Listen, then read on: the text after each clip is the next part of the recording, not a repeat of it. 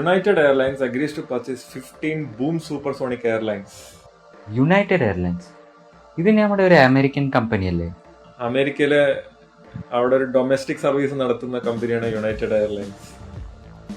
Okay, so ഈ domestic airliners ആണ് ഈ ബൂം എന്ന് പറഞ്ഞ കമ്പനീന്റെ പേരാണോ?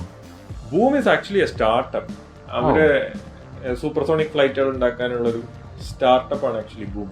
ഓ, സോ എത്രയാണ്? 15 അല്ലേ? 15 ബൂം സൂപ്പർസോണിക് ഫ്ലൈറ്റ്. ഇത് ശരിക്കും കോൺകോഡ് പോലെ, കോൺകോഡ് ഓർമ്മ വരാ ഇത് കാണും. Concord, yes exactly, concord. പക്ഷെ നമ്മുടെ ഇവിടെ അതിന്റെ സർവീസ് കുറെ മുമ്പ്, ഐ തിങ്ക് 2000 എപ്പോഴോ ഒന്ന് സ്റ്റോപ്പ് ചെയ്താണ്. 1976 until 2003. ആക്ച്വലി അത്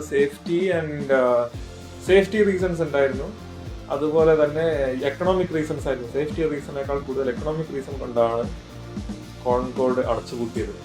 കാരണം ഒരു മേജർ ആക്സിഡന്റ് ഉണ്ടായി. എനിക്ക് തോന്നുന്നു 1997 98 ഒരു മേജർ ആക്സിഡന്റ് ഉണ്ടായി. കോൺകോഡിൽ ഉണ്ടായിരുന്ന എല്ലാവരും ടേക്ക് ഓഫിന്റെ ഇടയിൽ ഒരു ആക്സിഡന്റ് സംഭവിച്ച് മരണപ്പെട്ടു. ഇതിന്റെ വീഡിയോ ആക്ച്വലി ഇന്റർനെറ്റിൽ കുറെ കാലം surface. Air crash investigation. Yes, I love that series man. അതില് എന്തായിരുന്നു പ്രശ്നം എന്ന് പറഞ്ഞാൽ എക്കണോമിക് റീസൺ ആണ് ശരിക്കും ഉണ്ടായത്. കാരണം ഈ പറഞ്ഞ സേഫ്റ്റി റീസൺ ഒക്കെ അവർ സോൾവ് ചെയ്തു. സേഫ്റ്റി ഇഷ്യൂസ് എല്ലാം സോൾവ് ചെയ്തു അവര്. അതിന്റെ മെയിൻ കാരണമായിട്ട് എന്താന്ന് പറഞ്ഞാൽ ഇതിന്റെ ഡെൽറ്റ വിങ് ആണ്. സാധാരണ ഫ്ലൈറ്റിന്റെ വിങ് പോലെ ഡെൽറ്റ വിങ് ആണ്. കാരണം for supersonic flight it is required. അപ്പോ ഈ ഡെൽറ്റ വിങ്ങിൽ ഡ്രാഗ് കൂടുതലാണ്. അതുകൊണ്ട് തന്നെ ഇത് പറന്ന് പൊന്തണമെന്നുണ്ടെങ്കിൽ ലോ സ്പീഡിൽ ഭയങ്കര ഡ്രാഗ് ആയതുകൊണ്ട് ആഫ്റ്റർ ബേണേഴ്സ് ഉപയോഗിച്ചിട്ട്, ആഫ്റ്റർ ബേണേഴ്സ് എന്ന് പറഞ്ഞാൽ നമ്മളുടെ സാധാരണ ഫ്ലൈറ്റ് എഞ്ചിനിൽ നിന്ന് കമ്പഷനായി പുറത്തേക്ക് വരുന്ന ഫ്യൂവലിന് പിന്നെയും എയർ ഫ്യൂവൽ മിക്സ് കൊടുത്ത് പിന്നെ ഇഗ്നൈറ്റ് ചെയ്യാണ് എഞ്ചിന്റെ പുറത്ത് വെച്ച്. So if you are using 10 grams of fuel inside, you have to use 40 grams of fuel. അതായത് 4 times കൂടുതൽ ഫ്യൂവലാണ് ആഫ്റ്റർ ബേണറിൽ ഉപയോഗിക്കുക. സോ ബേസിക്കലി ഒരു റോക്കറ്റിന്റെ സെയിം പ്രിൻസിപ്പൽ ആണ് ഇവർ ഇതിലും യൂസ് ചെയ്യുന്നത്. യെസ്, റോക്കറ്റ് എന്ന് പറഞ്ഞാൽ അതുകൊണ്ടല്ലേ ഈ കോൺകോഡ് ഉപയോഗിച്ചിരുന്ന സമയത്ത് കോൺകോഡിന് റെസിഡൻഷ്യൽ അല്ലെങ്കിൽ കൺട്രികളുടെ മുകളിൽ കൂടെ പോകുമ്പോൾ സൂപ്പർസോണിക് ആയിട്ട് പോകാൻ പാടില്ല. സബ്സോണിക് സ്പീഡ്സിലേ പോകാൻ പറ്റുള്ളൂ. കാരണം സൂപ്പർസോണിക് സ്പീഡിൽ പോകുമ്പോൾ സോണിക് ബൂം ഉണ്ടാവും. ഈ സോണിക് ബൂം എന്ന് പറയുന്നത് മുകളിലിരിക്കുന്ന ആൾക്കാർക്ക് നല്ല സുഖം, ഭൂമി കണ്ടുകൊണ്ടിരിക്കുന്ന ആൾക്കാർക്ക് അത്ര സുഖമുള്ള അവസ്ഥയല്ല. അറ്റ്ലാന്റിക് ഓഷ്യന്റെ മുകളിൽ മാത്രമാണ് സൂപ്പർസോണിക് ഫ്ലൈറ്റ്സ് ഉണ്ടായിരുന്നത് കോൺകോഡിന്. ഇപ്പോഴും അപ്പോഴും അവസ്ഥയൊന്നും മാറിയിട്ടില്ലല്ലോ. ആ സൂപ്പർസോണിക് സ്പീഡിൽ അന്ന് പോയാലും ഇന്ന് പോയാലും നമ്മളുടെ ചെവി പോകും. സോ കോൺകോഡിന്റെ കഥ അവിടെയോടെ അവസാനിച്ചു. പക്ഷെ എന്നാലും 1976 ഈ ടെക്നോളജി അവർ കൊണ്ടുവന്നു പറഞ്ഞാൽ അത് ശരിക്കും ഒരു അഡ്വാൻസ്മെന്റ് തന്നെയാണ്.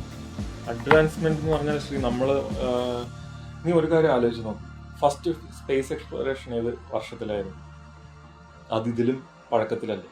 അല്ല, അതല്ല ഉദ്ദേശിച്ചത്. ഇപ്പോൾ ആ ഒരു സമയത്ത് തന്നെ ഈ സൂപ്പർസോണിക് സ്പീഡ്സ് ഒക്കെ കമേഴ്ഷ്യൽ എയർക്രാഫ്റ്റിൽ കൊണ്ടുവന്നിട്ട് ഫോർ ഒബ്വിയസ് റീസൺസ് അത് ആ സമയത്ത് അവർക്ക് ഈ ടെക്നോളജി കണ്ടിന്യൂ ചെയ്യാൻ പറ്റിയില്ല.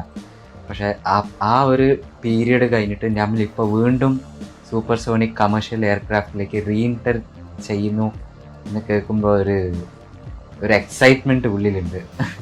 കോൺകോഡൊക്കെ ഞാൻ ടി വിയിൽ കണ്ടോണ്ടിരുന്ന സമയത്ത് ഞാൻ ആലോചിച്ചിട്ടുണ്ട്, ദൈവമേ ഒരു പ്രാവശ്യമെങ്കിലും അറ്റ്ലീസ്റ്റ് വൺ ഫ്ലൈറ്റ്. അതിന്റെ ശേഷം 2003 കോൺകോഡ് സർവീസ് നിർത്തിയതെന്നുള്ള വാർത്ത കേട്ടപ്പോൾ ആ സമയത്ത് ഭയങ്കര വിഷമമായി. അയ്യോ, ഇനിയിപ്പോ നമ്മളിടയ്ക്ക് ഏതോ ഒരു എയർപോർട്ടിൽ, ഡൽഹി എയർപോർട്ടോ ബാംഗ്ലൂർ എയർപോർട്ടോ, അവിടെ ഒരു കോൺകോഡ് നിൽക്കുന്നതും കാണാം നമുക്ക് ഹാങ്കറിൽ. ആണോ? Yes, it's still there. 2003 ഈ കോൺകോഡ് സർവീസ് നിർത്താൻ എക്കണോമിക് റീസൺസ് തന്നെയാണ് ഏറ്റവും വലിയ കാരണം. ടിക്കറ്റ് പ്രൈസ് ഹൈ ആയതുകൊണ്ട് മാത്രമല്ല എക്കണോമിക് റീസൺ എന്ന് പറയാൻ കാരണം. What you pay and what you get in return, അത് രണ്ടും തമ്മിൽ ഒരുപാട് വ്യത്യാസം ഉണ്ടായിരുന്നു. കാരണം എന്താന്ന് പറഞ്ഞാൽ by the time of 2003 the concept of luxury changed. Concorde is a very small aircraft. അതിൻ്റെ ഉള്ളിൽ തീരെ സ്ഥലം ഇല്ല, സ്ഥലം വളരെ കുറവാണ്. കുനിഞ്ഞു വേണം നടക്കാൻ. നമ്മളിപ്പോൾ സാധാരണ എയർക്രാഫ്റ്റിലും സീറ്റിനകത്തേക്കെല്ലാം കയറുമ്പോൾ ഈ അവസ്ഥയുണ്ട്. പക്ഷേ കോൺകോർഡിന് $2,800 ടിക്കറ്റ് കൊടുക്കുന്നതിന് പകരം $1,400 കൊടുത്ത് നിനക്ക് ബിസിനസ് ക്ലാസ്സിൽ പോവാം. ആ ബിസിനസ് ക്ലാസ്സിൽ പോവാന്ന് പറഞ്ഞാൽ പിന്നെ അത് 3.5 hours 7 hours ആയാലും പ്രശ്നമില്ല. അതിൻ്റെ ഉള്ളിൽ നിനക്ക് കാല് നീട്ടിയിരിക്കാം, നല്ല അടിപൊളിയായിട്ട് രാജാവിനെ പോലെ ഇരിക്കാം. നിനക്ക് ലിക്കർ സെർവ് ചെയ്യും, ഫസ്റ്റ് ക്ലാസ് ഫുഡ് സെർവ് ചെയ്യും, എയർ ഹോസ്റ്റസ് നിനക്ക് top of the line service തരും. ഇതൊക്കെ വെച്ച് നോക്കുമ്പോൾ Concorde was not that luxurious. It was fast, ഒരു സംശയമില്ല, but it was not luxurious. Concept of luxury change ആയതാണ് കോൺകോർഡിന്റെ one of the main failure reasons. ഏത് ഡേറ്റിലേക്കാണ് ഒരു പ്രൊഡക്ഷൻ ഒക്കെ പറഞ്ഞിരിക്കുന്നത്? 2025 അവരുടെ പ്രൊഡക്ഷൻസ് സ്റ്റാർട്ട് ചെയ്യുമെന്നാണ് എഴുതിയിരിക്കുന്നത്. ആൻഡ് 2029 റോൾ ഔട്ട് ചെയ്യും. 15 ഫ്ലൈറ്റില് first flight 2029 roll out. 15 flights ആണ് ഓർഡർ ചെയ്തിരിക്കുന്നത് അല്ലേ? അതെ. എയർക്രാഫ്റ്റിന്റെ പേരാണ് ഓവർച്ചർ. അതെ. യുണൈറ്റഡ് എയർലൈൻസിന്റെ എഗ്രിമെന്റ് പ്രകാരം അവരുടെ safety, operating and sustainability requirements ഇതൊക്കെ മീറ്റ് ചെയ്താലേ അഡീഷണൽ 35 ഫ്ലൈറ്റ്സ് ഓർഡർ ചെയ്തു. സോ ഐ തിങ്ക് ഈ ടൈം പീരീഡ് അതിനാണെന്ന് തോന്നുന്നു. ഈ 25 to 29 4 years production plus flights, inspection, quality, safety ഇതെല്ലാം അതിൽ ഉൾപ്പെടുന്നു. ഈ പറഞ്ഞ മാതിരി ഇപ്പൊ 25-29 എന്നൊക്കെ പറയുമ്പോൾ ആ സമയമൊക്കെ ആകുമ്പോഴേക്കും കൊറോണയൊക്കെ ഒന്ന് ഒതുങ്ങി മേ ബി നമ്മൾ രണ്ടുപേരും കൂടി ഒന്ന് US പോയി പറന്ന് നോക്കായിരുന്നു. ബൂമിന്റെ ഗോൾ എന്ന് പറയുന്നത് അവര് നെറ്റ് സീറോ കാർബൺ ഫുട് പ്രിന്റ് ഉണ്ടാക്കുക. കാർബൺ ഫുട് പ്രിന്റ് എന്ന് പറയുന്നത് എന്താ ഉദ്ദേശിക്കുന്നതെന്ന് പറഞ്ഞാൽ നമ്മൾ എത്ര കാർബൺ നേച്ചറിൽ നിന്ന് എടുക്കുന്നോ അതിൽ കൂടുതൽ കാർബൺ നമ്മൾ നേച്ചറിലേക്ക് തിരിച്ച് ഡംപ് ചെയ്യുന്നില്ല. അതാണ് കാർബൺ ഫുട് പ്രിന്റിന്റെ പോളിസി. അതിനർത്ഥം അവർ എക്കണോമിക് ആയിട്ട് ഫ്ലൈറ്റ് ഓടിക്കുന്നൊന്നുമല്ല. അവരെത്ര യൂസ് ചെയ്യുന്നുണ്ടോ അത്ര തന്നെയാണ് അവർ തിരിച്ച് ഡംപ് ചെയ്യുന്നത്. എത്ര കൺസംഷൻ ഉണ്ടോ അത്ര തന്നെ. അതാണ് ഈ കാർബൺ ഫുട് പ്രിന്റ്. അത് 100% സസ്റ്റൈനബിൾ ഏവിയേഷൻ ഫ്യൂൽ ഉപയോഗിക്കുന്നത് വഴിയാണ് കൊണ്ടുവരണമെന്നൊക്കെയാണ് പറയണം.